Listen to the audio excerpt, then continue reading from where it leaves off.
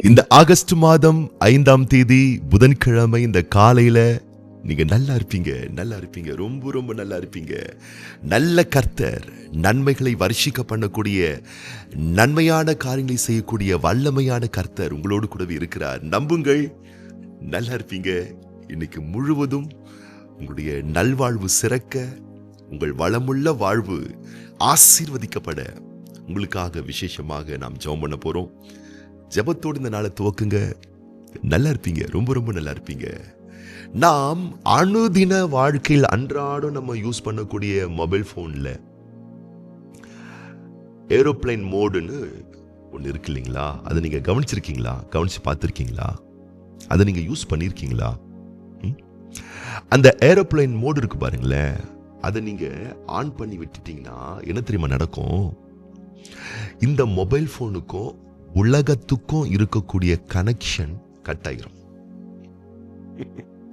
ஒரு தற்காலிகமா இந்த உலகத்துக்கும் இந்த மொபைல் போனுக்கும் இருக்கக்கூடிய ஒரு கனெக்ஷன் இருக்கு பார்த்தீங்களா? தற்காலிகமா கட் ஆயிரும். அப்படி கட் ஆகிறதுனால போன் ஒன்றும் பாதிக்கப்படாது, போன் ஒன்றும் டேமேஜ் ஆகாது, போன் ஒன்றும் வெடிச்சிடாது. என் அன்பு தேவனுடைய பிள்ளைகளே, பல நேரங்களில் நீங்கள் வாழ்வில் சிறந்த நிலை அடைய வேண்டுமேயானால் இந்த உலகத்தோடு உங்களுக்கு இருக்கக்கூடிய தொடர்பு இருக்கு பார்த்தீங்களா, அதை கொஞ்சம் நீங்க கட் பண்ணணும். எப்பவும் இந்த உலக சிந்தை, உலக மாந்தர்கள், உலகத்தினுடைய காரியத்திலேயே நீங்க முழுசா நீங்க கவனம் செலுத்தி இறங்கிட்டீங்கன்னு வச்சுக்கொள்ளுங்களேன், நீங்க எதிர்பார்ப்பது போல ஒரு பெரிய உயரங்களை நீங்கள் அடைய முடியாது. உலக உறவுகள், உலக மனிதர்கள், உலக தகவல்கள், உலக சூழல்கள் எல்லாத்தையும் முடிஞ்ச தினமும் இல்லைன்னா எப்பெல்லாம் உங்களுக்கு நேரம் கிடைக்குதோ அப்பெல்லாம் கொஞ்ச நேரம் கட் பண்ணுங்க. உலக சிநேகத்தை கட் பண்ணுங்க. கொஞ்ச நேரம் கட் பண்ணி பிதாவின் பிரசன்னத்தில் நேரங்களை செலவழியுங்கள். அந்த நேரங்கள் உங்களை செதுக்குகிற நேரம், உங்களை சுத்திகரிக்கிற நேரம், உங்களை பக்குவப்படுத்துகிற நேரம், உங்களை உருவாக்குகிற நேரம், நீங்கள் உங்களையே ஆராய்ந்து பார்க்கிற ஒரு நேரம், ஆண்டவரோடு ஆழமாய் உறவு கொள்ளுகிற ஒரு நேரம். செலவழிச்சு பாருங்களேன். டோட்டலா ஷட் டவுன் பண்ணிட்டு, ஆஃப் பண்ணிட்டு, எதையும் ஃபோக்கஸ் பண்ணாம பல மணி நேரங்கள் உலகத்தின் கனெக்ஷனை கட் பண்ணிட்டு ஒரு ரூம்ல அல்லது ஆலயத்துல முழு கவனத்தோட அப்பாவின் பிரசன்னத்தில் அமர்ந்திருந்து ஜெபிக்க பழகி பாருங்க. வலிமையான ஒரு பர்சனாலிட்டியா நீங்க மாறிடுவீங்க கர்த்தருடைய பிள்ளைகளே. ஆமா, மத்தேயு சுவிசேஷ புஸ்தகம் 14ஆம் அதிகாரம் 23ஆம் வசனம் சொல்லுகிறது, அவர் ஜனங்களை அனுப்பிவிட்ட பின்பு தனித்து ஜெபம் பண்ண ஒரு மலையின் மேல் ஏறி சாயங்காலமான போது அங்கே தனிமையா இருந்தார். ஆண்டவர் மக்களெல்லாம் அனுப்பிட்டு தனிமையா தனித்து ஜபத்துல நேரங்களை செலவழித்தாராம். அப்படி செலவழித்ததுனால குறுகிய காலத்துல பெரிய வலிமையான ஒரு ஆக்ஷன்ல இறங்கி பெரிய ஊழியத்தை செஞ்சு முடிச்சார் இயேசு கிறிஸ்து. அவரை பார்த்தவர்கள் எல்லாம் ஆச்சரியப்படுகிறார்கள். இவர் எல்லாவற்றையும் நன்றாய் செய்தார் என்று அவரை குறித்து சாட்சி பகிர்ந்தார்கள். என்ன சாட்சி பகிர்ந்தாங்க?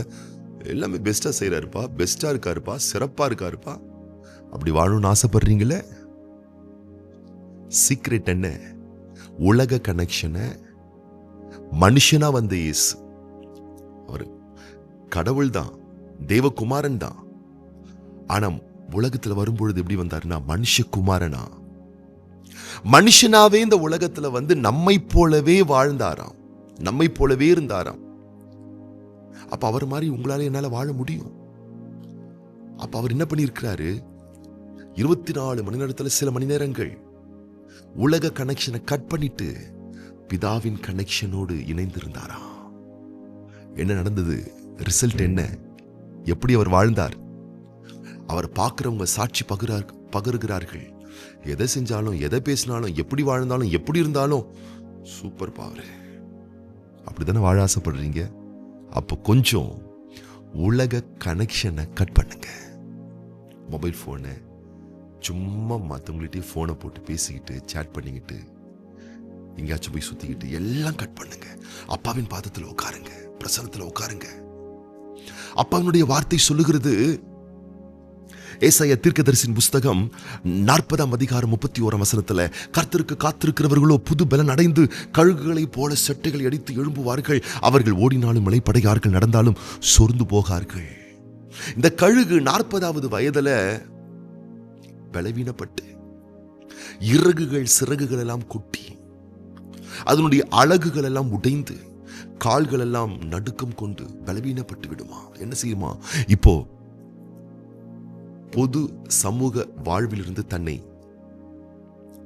வேறு பிரிச்சு ஒரு மலை மேல யாருக்கும் தெரியாத இடத்துல தனிமையா போயிட்டு காத்துக்கிட்டு இருக்குமா.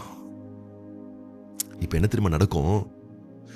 எதையெல்லாம் இந்த கழுகு இழந்ததோ, சிறகை இழந்தது, தன்னுடைய தோல், அழகுகள், பலன் எதெல்லாம் இழந்துச்சோ, தனித்து தனித்து தனித்திருக்க தனித்திருக்க தனித்திருக்க இழந்ததையெல்லாம் பெற்றுக்கொள்ளுமா. மீண்டும் அந்த பலத்துல உயர பறந்து அடுத்த 40 வருஷம் ரொம்ப சமத்தியா வாழுமா. நீங்க சமத்தியா வாழணும். நிறைய எழுந்திருக்கீங்க, நிம்மதி எழுந்திருக்கீங்க, மனுஷனோட பேசி பேசி பேசி பேசி உலக சிநேகத்துல இருந்து இருந்து இருந்து உலக தொடர்புல ஆழமா போய் போய் போய் நிறைய இழந்திருக்கீங்க. இனி நீங்கள் எதையும் இழக்கக்கூடாது, எதையும் இழக்கக்கூடாது. உலக லௌகிக தொடர்புகளை கொஞ்சம் கட் பண்ணுங்க. அப்பாவின் சமூகத்தில் உட்காருங்க, ஜெபிங்க, தேவனுடைய பிரசன்னத்தை நாடுங்க, தேவ உறவின் ஆழங்களுக்குள்ள கொஞ்சம் வாங்க, புதிய வலிமையை பெறுவீர்கள், புதிய ஆற்றலை பெறுவீர்கள், புதிய பலத்தை பெறுவீர்கள். ஜெபத்தின் மூலமாய், உபவாசத்தின் மூலமாய் தனித்திருக்கக்கூடிய அந்த நேரங்கள் நாம் தனித்து தனிமையில் விடப்பட்ட பரிதபிக்கப்பட்ட நேரங்கள் அல்ல. அந்த நேரங்கள் தான் நம்முடைய தராதரத்தை உயர்த்துகிற ஒரு நேரம். வேத புஸ்தகத்துல எத்தனை எத்தனை எத்தனை உதாரணங்கள் சொல்ல முடியும். யாக்கோபை எடுத்துக்கொள்ளுங்கள், தாவீதை எடுத்துக்கொள்ளுங்கள், மோசே, எலியா, தானியேல், பவுல், நிறைய சொல்லிக்கிட்டே போலாம். இவர்கள் நாம் தனித்திருந்தார்கள், ஜபத்தில் தரித்திருந்தார்கள், தேவனோடு உறவு கொண்டிருந்தார்கள். உலக தொடர்பை கொஞ்ச நேரம் கட் பண்ணி வச்சாங்க, உலக தொடர்புகளை கொஞ்ச நேரம் துண்டித்து வைத்தார்கள். ஆமா, அப்படி நீங்க துண்டித்து பாருங்களேன், தனித்திருந்து பாருங்களேன், தேவ சமூகத்தில் நிலைச்சிருந்து பாருங்களேன். இந்த நாள் அப்படிப்பட்ட ஒரு நாளை உங்களுக்கு ஆரம்பிக்கட்டும். சூப்பராயிருவீங்க, சமத்தியாயிருவீங்க. நீங்க செய்யறதல்ல, நீங்க செய்யறதெல்லாம் வாய்க்கும், நீங்க தொட்டதெல்லாம் துலங்கும். அப்படிப்பட்ட ஒரு அற்புதமான பர்சனாலிட்டியா நீங்க மாறிடுவீங்க. தேவக்கரம் உங்களை நேசிக்கிறது. கர்த்தர் உங்களோடு கூடவே பேசிக் கொண்டிருக்கிறார். கொஞ்சம் உலக தொடர்பை கட் பண்ணுங்க, ரொம்ப நல்லா இருப்பீங்க, ரொம்ப ரொம்ப நல்லா இருப்பீங்க. இந்த நாள், இந்த ஆகஸ்ட் மாதம் 5ஆம் தேதி உங்களுக்கு ஒரு அற்புதத்தின் நாளாய், ஆசீர்வாதத்தின் நாளாய், ஜெயத்தின் நாளாய் அமைந்துள்ளபடி உங்களுக்காக நான் விசேஷமா ஜெபம் பண்ண போறேன்.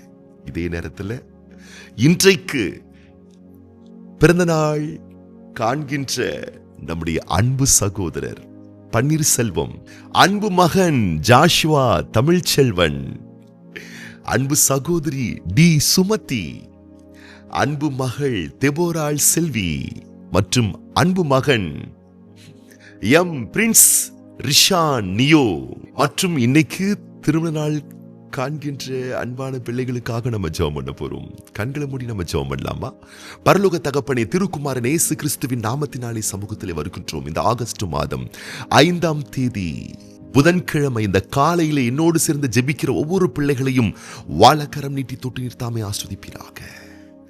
அனுதினமும் சில மணி துளிகள் உலக தொடர்பை துண்டித்து தேவ தொடர்பை இணைத்துக் கொண்டு தேவ பிரசனத்திலே காத்திருந்து ஜெபிக்கிற ஒரு அற்புதமான, அருமையான, அபாரமான ஒரு தெய்வீக பழக்கத்தை ஒவ்வொரு பிள்ளைகளுக்கும் ஏற்படுத்தி கொடுங்கப்பா.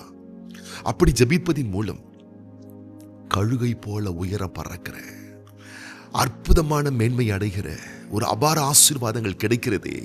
அந்த பிளெஸிங்ஸ் உங்க பிள்ளைங்க ஒவ்வொரு நாளும் மிஸ் பண்ணிராம அதை பெற்றுக்கொள்ள, அதை நடைமுறைப்படுத்த வார்த்தை கேட்கிற ஒவ்வொரு பிள்ளைகளுக்கும் அந்த கிருபைகளை தந்து தாமே விசேஷமாக ஆசீர்வதிப்பீராக. இன்றைய நாளில் உடைய பிள்ளைகளுடைய பயணங்கள், பிரயாணங்கள், கொடுக்கல் வாங்கல், போக்குவரவு, திட்ட தீர்மானங்கள், நோக்கங்கள், இயக்கங்கள் சகலமும் நேர்த்தியாய் நிறைவேற்றப்பட வேண்டுமென பிதா, குமாரன், பரிசுத்த ஆவியானவருடைய தெய்வீக திருநாமத்தினால உடைய பிள்ளைகள் ஒவ்வொருவரையும் நாங்கள் ஒப்புக் கொடுக்கிறோம், அர்ப்பணிக்கிறோம், வாழ்த்துறோம், ஆசீர்வதிக்கிறோம். அப்பா, விசேஷமாக இன்றைய நாளிலே பிறந்த நாட்கள் காண்கின்ற, திருமண ஆண்டுகள் காண்கின்ற ஒவ்வொரு பிள்ளைகளையும் உடைய நாமத்தை முன்னிட்டு, வார்த்தை முன்னிட்டு நாங்கள் வாழ்த்துகிறோம், ஆசீர்வதிக்கிறோம்.